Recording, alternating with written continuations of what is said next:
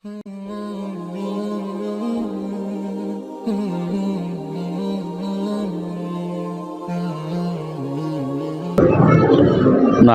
ونصلي ونسلم على رسوله الكريم اما بعد فاعوذ بالله من الشيطان الرجيم بسم الله الرحمن الرحيم يسألونك عن الأهلة، اے پیارے محبوب صلی اللہ علیہ وسلم، آپ سے چاند کے متعلق سوال کرتے ہیں۔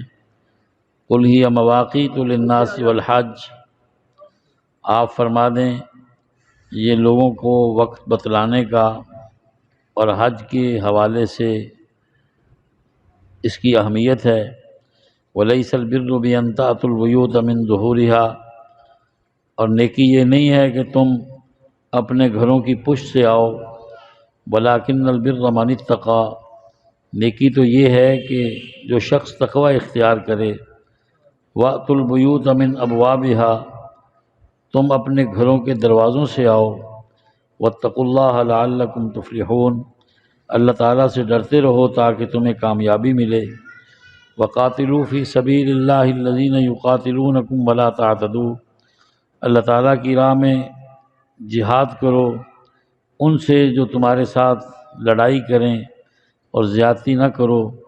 إِنَّ اللَّهَ لَا يُحِبُّ الْمُعْتَدِينَ، یقیناً اللہ حد سے بڑھنے والوں کو پسند نہیں کرتا۔ وَاقْتُلُوهُمْ حَيْثُ ثَقِفْتُمُوهُمْ، انہیں قتل کرو جہاں تم انہیں پاؤ۔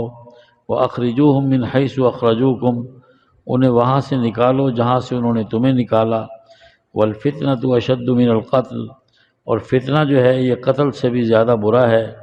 وَلَا تُقَاتِلُوهُمْ عِنْدَ الْمَسْجِدِ الْحَرَامِ، انہیں مسجد حرام کے پاس قتل نہ کرو۔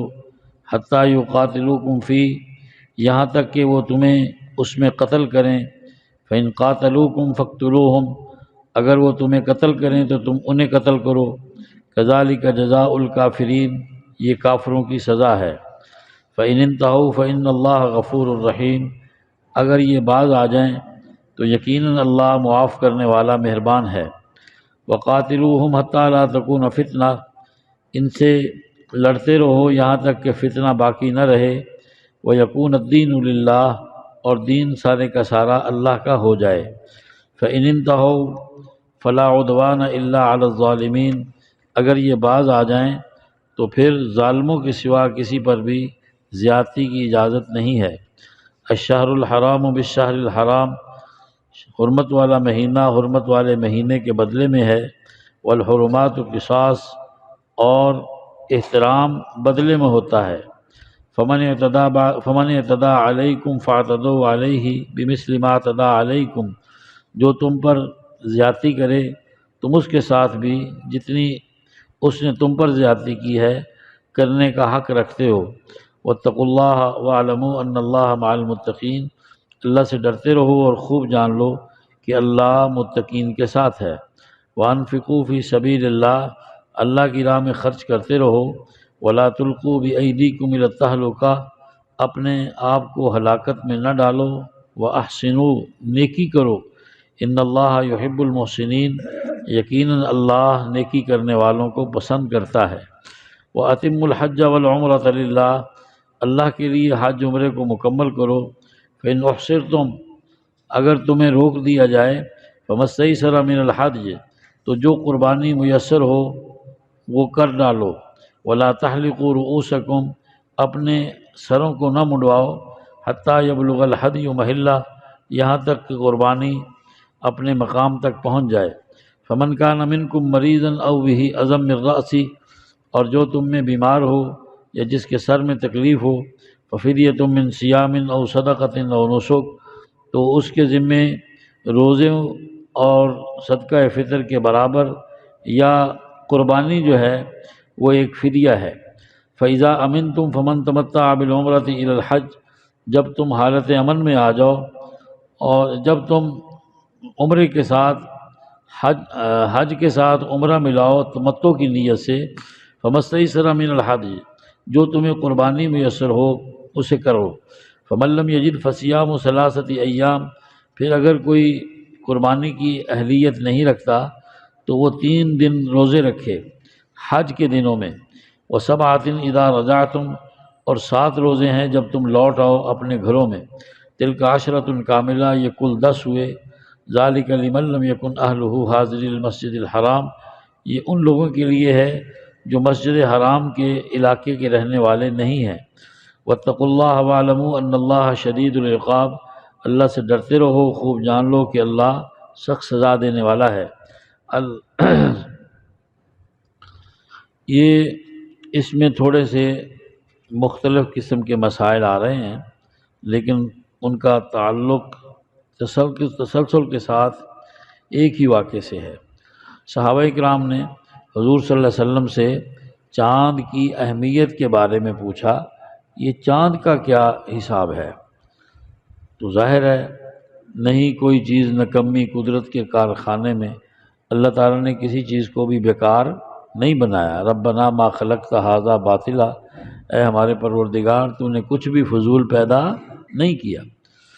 جیسے سورج ہے، سورج سے تیز روشنی ملتی ہے اور سورج کے ذریعے اجناس پکتی ہیں، اور جو چاند ہے اس کے ذریعے ان میں مٹھاس پیدا ہوتی ہے۔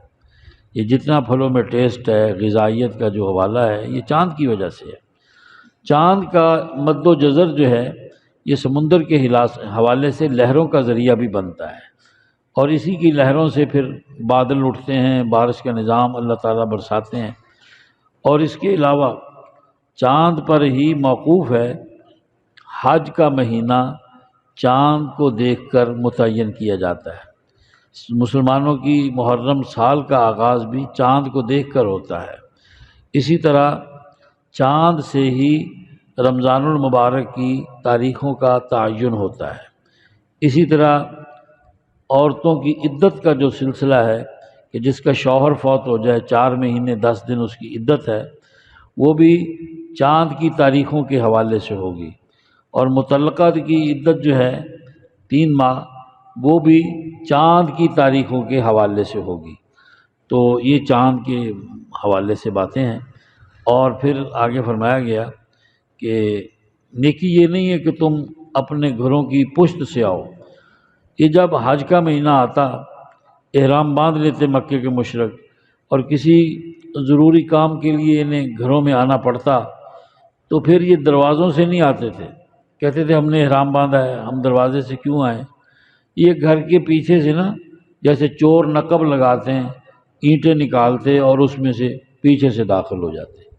اللہ تعالیٰ نے اس رسم بد کا خاتمہ فرمایا نیکی تو اس شخص کی ہے جو اللہ سے ڈرے۔ دروازے اسی لیے ہوتے ہیں کہ دروازوں سے آیا جائے۔ اللہ سے ڈرو تاکہ تمہیں کامیابی ملے۔ یہ قرآن کریم کی سب سے پہلی آیت ہے جو جہاد کے حوالے سے اتری ہے، یہ جو اب تلاوت ہونے لگی ہے۔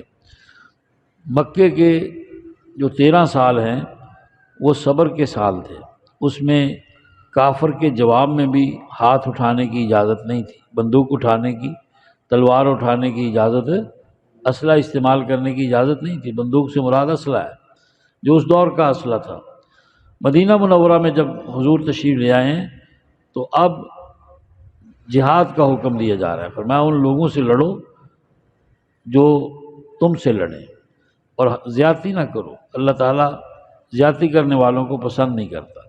ہاں تمہارے اوپر حملہ ہو تو تمہیں پھر اس کی اجازت ہے جواب دینے کی، اور پھر قتال عام ہے، ان کو وہاں سے جہاں انہیں پاؤ انہیں قتل کرو، اور انہیں وہاں سے نکالو جہاں سے انہوں نے تمہیں نکالا ہے۔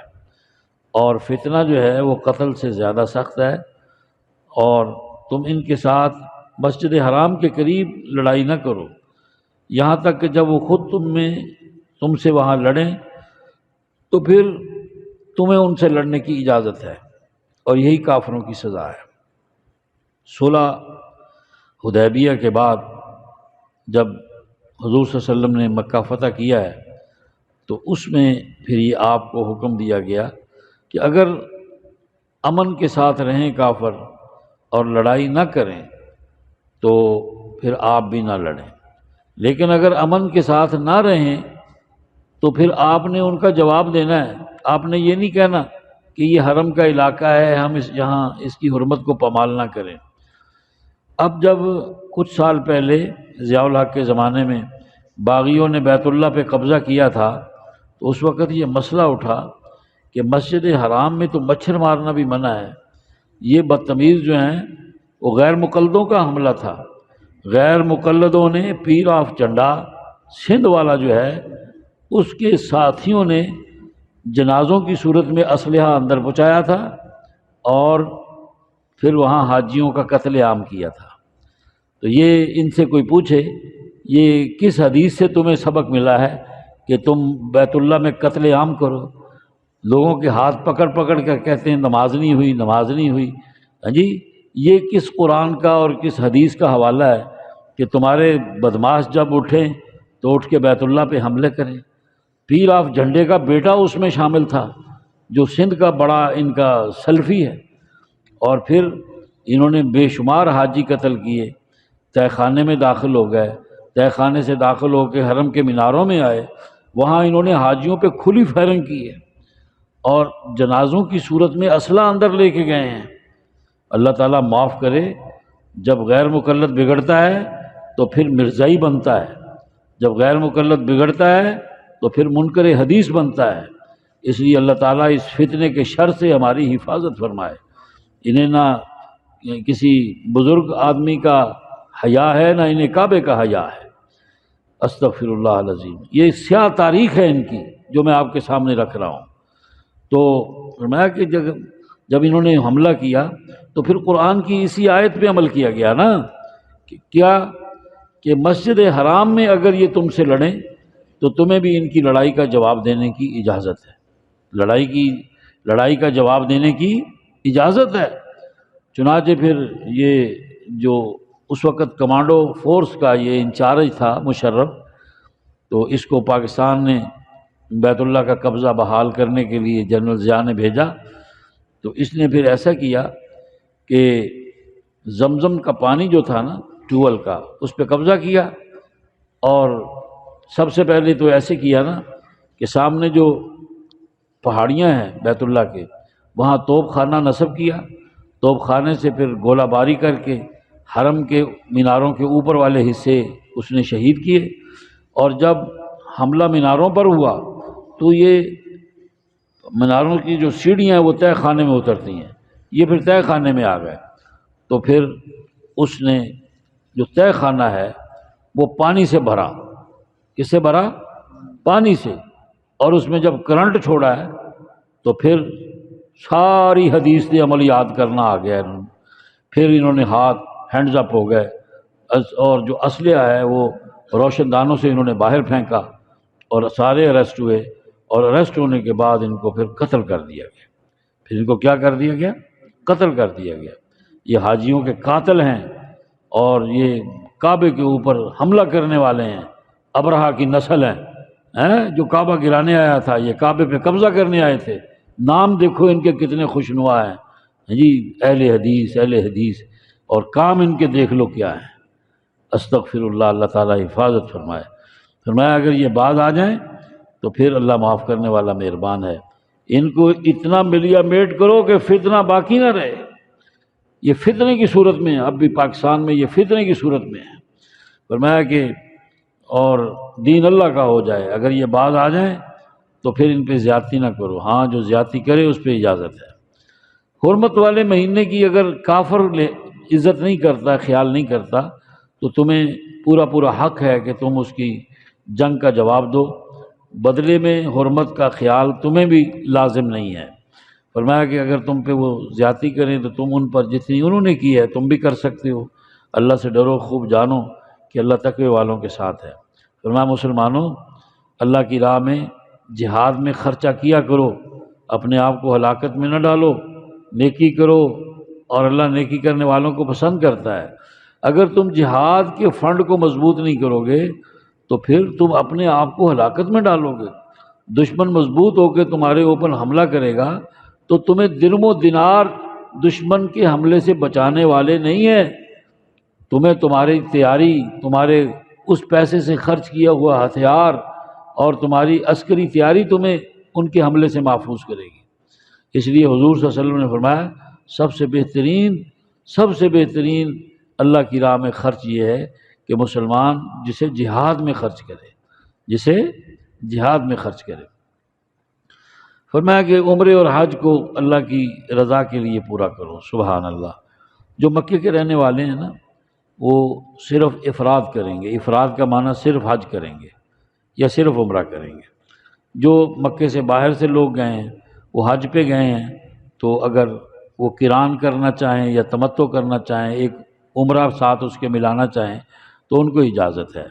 لیکن پھر جو ہے وہ احرام عمرہ مکمل ہونے سے پہلے، سر مڈانے سے پہلے کھول نہیں سکتے۔ احرام اسی وقت کھولا جائے گا جب آپ مکمل اعمال سے فارغ ہو جائیں گے۔ فرمایا کہ اگر تمہیں راستے میں روک لیا گیا اور تم وہاں تک نہیں پہنچ سکے، تو پہلے قربانی ساتھ لے کے جاتے تھے نا حاجی حضرات، جانور بھی ساتھ لے کے جاتے تھے۔ اب سہولت ہو گئی ہے، اب وہاں پیسے جمع کراؤ، تمہاری طرف سے قربانی کر دی جاتی ہے۔ اب جانور ساتھ لے جانے کی، سنبھالنے کی ضرورت نہیں ہے۔ اب تمہیں بتا دیا جاتا ہے کہ تمہارے جانور کا یہ نمبر ہے، فلاں دن فلاں ٹائم پر فلاں مقام پر ہوگا، آپ اپنی نگرانی میں ذبح کرا لیں، اس کے پیسے جو ہیں وہ جمع کیے جاتے ہیں۔ تو فرمایا کہ اگر تمہیں روک دیا گیا تو پھر قربانی جو ہے وہ حرام میں، یعنی بیت اللہ شریف کے ماحول میں پہنچا دیں آپ، وہ کسی اور آنے جانے والے کے ذریعے پہنچ جاتی ہے۔ تو فرمایا کہ جب اسی طرح جب قربانی پہنچ جائے پھر احرام کھولا جا سکتا ہے، سر مڈایا جا سکتا ہے۔ اور فرمایا کہ جو تم میں بیمار ہو، جس کے سر میں تکلیف ہو اور سر کے بال اسے مڈانا لازمی ہو، تو پھر اس کی 3 صورتیں ہیں۔ احرام کھولنے کے لیے 3 صورتیں ہیں اس کی۔ کیا صورتیں ہیں؟ کہ سب سے پہلے تو 3 دن کے روزے ہیں، اگر یہ نہیں اس کو مہیا تو پھر 6 مسکینوں کا کھانا ہے، اور اگر یہ بھی نہیں ہے 6 مسکینوں کا کھانا، یعنی صدقہ فطر کی جتنی مقدار ہے اتنا آپ 6 مسکینوں کو دیں گے، یا پھر ایک بکری جو ہے اس کی قربانی کر دیں۔ فرمایا کہ جب حالت امن میں آ جائیں تو جو آدمی حج کے ساتھ عمرے کا بھی ارادہ رکھتا ہے تو جو قربانی اس کو مہیا ہو وہ کرے۔ لیکن اگر اس کے پاس قربانی نہیں ہے تو پھر 9 ذی الحجہ تک وہ 3 روزے جو ہے حج کے دنوں میں مکمل کرے، یعنی 7، 8، 9 جو حج کے دنوں کے ذی الحجہ کی تاریخیں ہیں ان میں وہ اپنے روزے رکھے، اور پھر جب واپس اپنے ملک میں لوٹ آئے تو فرمایا کہ وَسَبْعَةٍ إِذَا رَجَعْتُمْ، پھر اپنے مقام پر آ کر 7 روزے رکھے۔ کتنے روزے رکھے؟ تِلْكَ عَشْرَةٌ كَامِلَةٌ، یہ 10 ہو گئے۔ یہ ہر اس شخص کے لیے حکم ہے جو مسجد حرام کے گرد و نواح میں رہنے والا نہ ہو، لیکن جو ہو مسجد حرام کے ارد گرد رہنے والا، اس پر اگلے سال عمرے کی قضا بھی ہے، اگر حج سے رہ گیا ہے تو اگلے سال حج کی قضا بھی ہے۔ میں اللہ سے ڈرتے رہو، خوب جان لو کہ جو اللہ کے حکموں کو پامال کرے گا اللہ تعالیٰ اسے سخت سزا دے گا۔ تو دعا ہے بھائی، جو ہم نے احکامات سنے ہیں، ہمارے سامنے آئے ہیں، اللہ تعالیٰ ہمیں اس پہ عمل کی توفیق عطا کرے۔ اور جب حج کا ذکر آیا ہے، عمرے کا ذکر آیا ہے، تو ہم اللہ سے دعا کرتے ہیں کہ اللہ پاک ہمیں اپنے گھر کی، نبی پاک صلی اللہ علیہ وسلم کے در کی حاضری زیادہ سے زیادہ نصیب کرے، اور قرآن و سنت پر عمل کی توفیق نصیب کرے۔ بسم اللہ۔